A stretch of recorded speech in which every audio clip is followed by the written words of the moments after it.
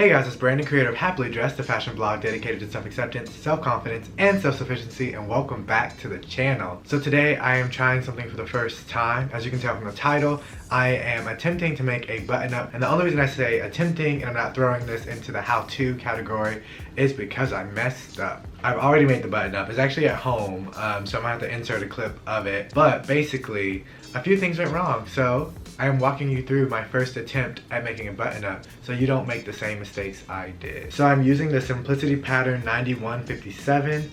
I saw it in the store and thought it was pretty cool. A problem I didn't realize to the end is that I did not cut my right and left the right way, so they just meet in the middle instead of overlapping in the middle. So that was actually the biggest issue that I could not fix. I also made some adjustments to this pattern to make the hem a little shorter, just because I don't like my button-ups to be to the middle of my thigh. So I had it stop maybe an inch down from where my natural waistline is. That also caused some problems because this shoulder seam on this pattern isn't right on the shoulder. It's a little bit above the shoulder, so I had to readjust my back pattern because of that. And then the collar was very, very tricky. But I walk you through how I got past the collar, because that actually was the only real issue that I did not think I could solve. So let's just get started. So I started off by cutting out the right pattern pieces. You want to make sure you look at the size that you need and cut out that same size for every piece: the sleeve, the front, the back, the facing, and the collar. They each have a number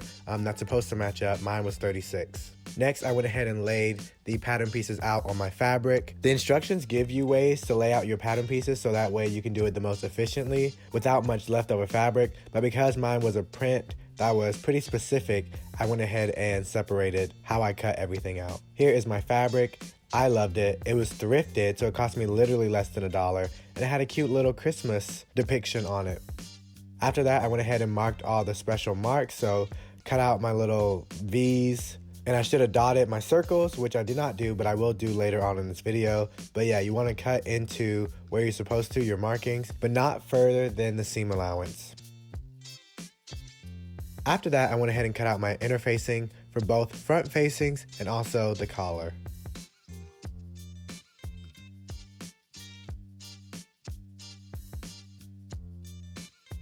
And now I went and started on 1 through 3. So I stay stitched the neck holes of the front and the back, and then I also worked on the pocket. That is the stay stitching done, just to make sure that your neck hole does not stretch. And this is the pocket. I thought it turned out really cute. This is my first time actually doing a legitimate pocket for a button-up, so I was really happy with the way that turned out. One of the easiest steps. And now I'm combining the front and backs together, right sides facing. I went ahead and pinned that down and then sewed it.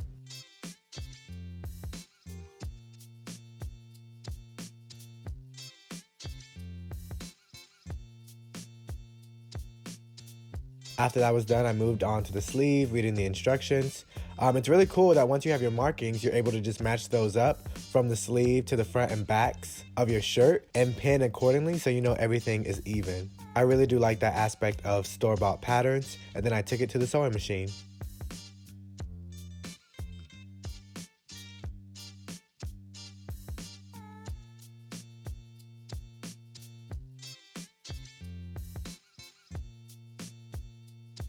Once that was done, I went ahead and sewed on the pocket as well.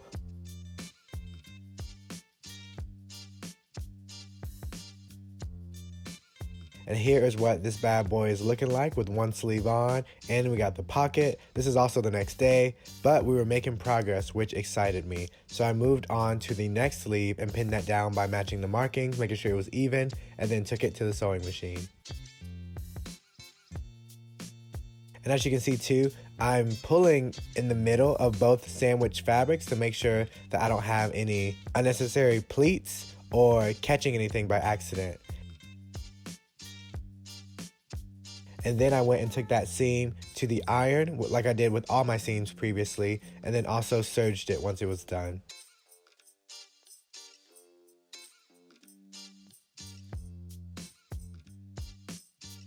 And this is that bad boy on with both sleeves. I was getting really excited here because we were making progress and it all seemed pretty easy. And now I am closing up the side seams.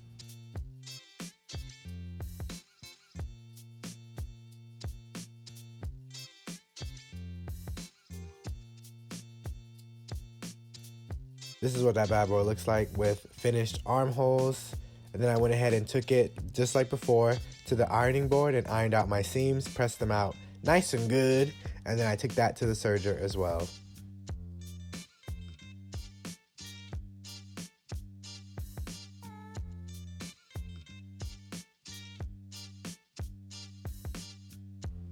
And if you don't have a serger, you can just use a zigzag stitch.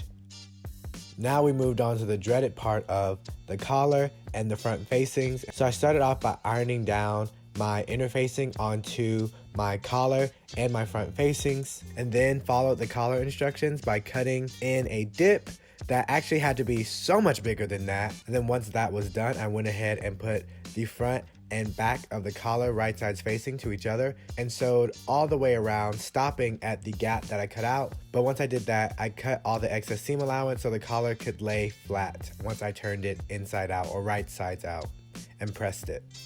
And then next I had to bring out the pattern again because I forgot to mark some dots on the shirt. So I took that back pattern out and the front and marked where the collar was supposed to lay.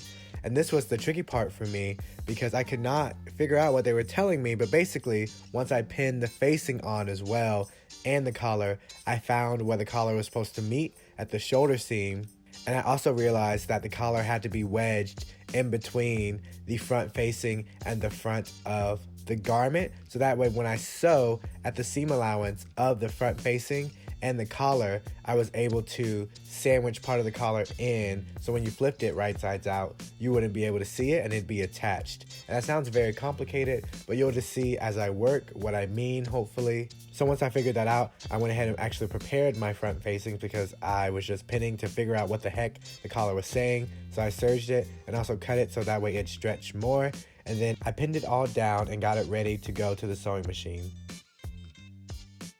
And there I just sewed at the 5/8 of an inch seam allowance that the pattern called for, trying to make sure I caught the collar in what I was sewing as well as catching that extra part that was sticking out. And I know that all sounds complicated, but hopefully it'll make sense when you are trying it. Once that was done and right, because I had to do it at least 6 times. So once it was done and right, I went ahead and cut off all the excess. So when I flipped it out, there was less to lay down, and I went and pressed it and then top stitched. And this is what the collar turned out to be. I was actually very happy because I thought that I was not going to be able to get that.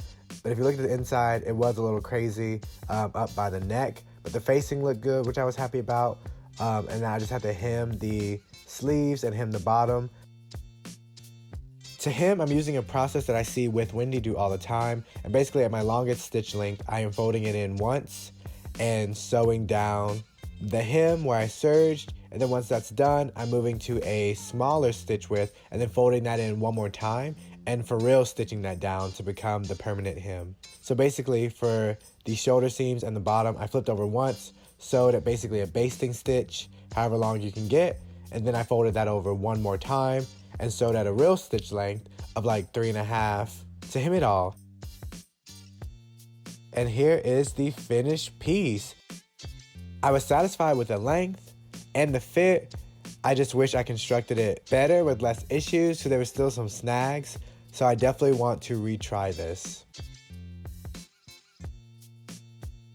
So that was the finished product. It wasn't as bad as I thought it was going to be, but it definitely wasn't as good as I wanted it to be. So I am classifying this as a first attempt, and I would love to try and sew more button-ups in the future, maybe even next week. But with Christmas being this week, I feel like there's a lot going on, so I don't want to push myself too hard. But yes, I hope you guys enjoyed this video and will learn from my mistakes when cutting out the pattern, sewing it together, reading the instructions. I will say what helped me the most though was being able to finish my seams somehow, whether that be with my serger or if you don't have a serger, with a zigzag stitch, and then also ironing and pressing out every seam, almost every seam allowance, like whether it be in the collar or the facing, but being able to press that out before made it a lot easier, and being able to press the shirt as it was being constructed made construction a whole lot easier. So 10 out of 10 would recommend ironing. If you guys want to stick around on my sewing journey, make sure you hit that subscribe button down below. You can also follow me over on Instagram